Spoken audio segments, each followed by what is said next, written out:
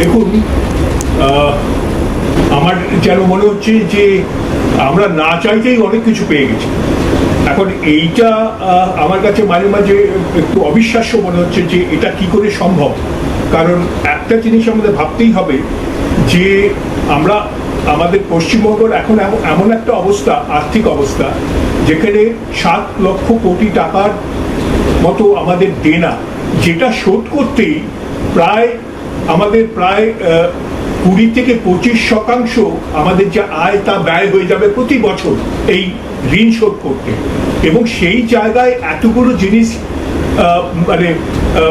মানে সাহস করে বলা, সেইটা একটা কিন্তু বলতে হবে বিরাট একটা সাহসের পরিচয়। কিন্তু সেটা রাখতে পারবে কিনা সেইটা আমাদের কাছে, আমরা তো ওই মানে ঘর পোড়া গরুর মতো একটা ভাবনা চিন্তা আছে যে এগুলো কি সত্যি পারা যাবে।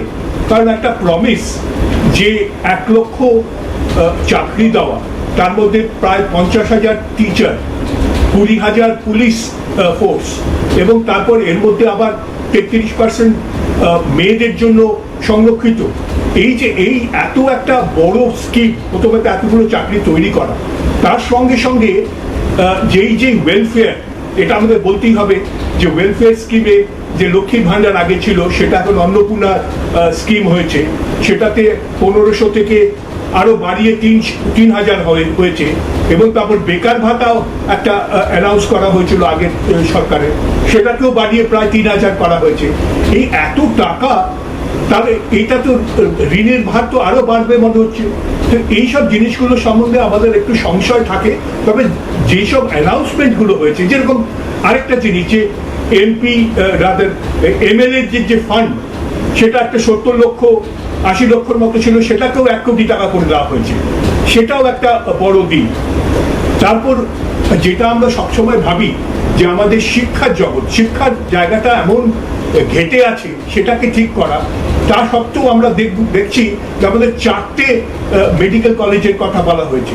4টে মেডিকেল কলেজ নতুন, এবং তার সঙ্গে সঙ্গে নতুন যে এক্সিস্টিং যে মেডিকেল কলেজগুলো আছে তার জন্য প্রায় 600-650 এমবিবিএস সিট বাড়ানো, তারপর 450 পোস্ট গ্রাজুয়েট সিট বাড়ানো। এর তো একটা বিরাট খরচা।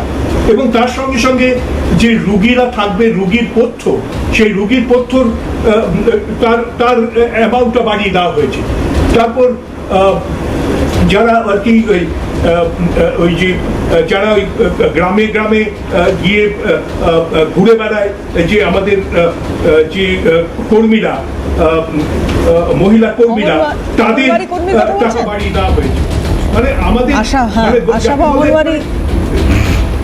হ্যাঁ, অঙ্গনওয়াড়ি কর্মী, তাদের টাকা বাড়িয়ে দেওয়া হয়েছে। মানে শুধু যে আমাদের মানে দিয়ে গভর্নমেন্ট এমপ্লয় না, অঙ্গনওয়াড়িদের জন্য, তারপর মেয়েদের জন্য আবার বাসে করে, যে ফ্রি বাসে করে যাওয়ার জন্য একটা পিঙ্ক কার্ড তৈরি হবে, তার জন্য মানে বাবু, আপনি বলছেন যে যেভাবে কল্পতরু হয়েছে সরকার, অর্থের যোগান কোথা থেকে আসবে, বা এই যে ঋণের বোঝা যেটা এতদিন তৃণমূল জমানায় চেপেছিল, আরো বাড়বে না তো? এটা আপনার সংশয়ের জায়গা।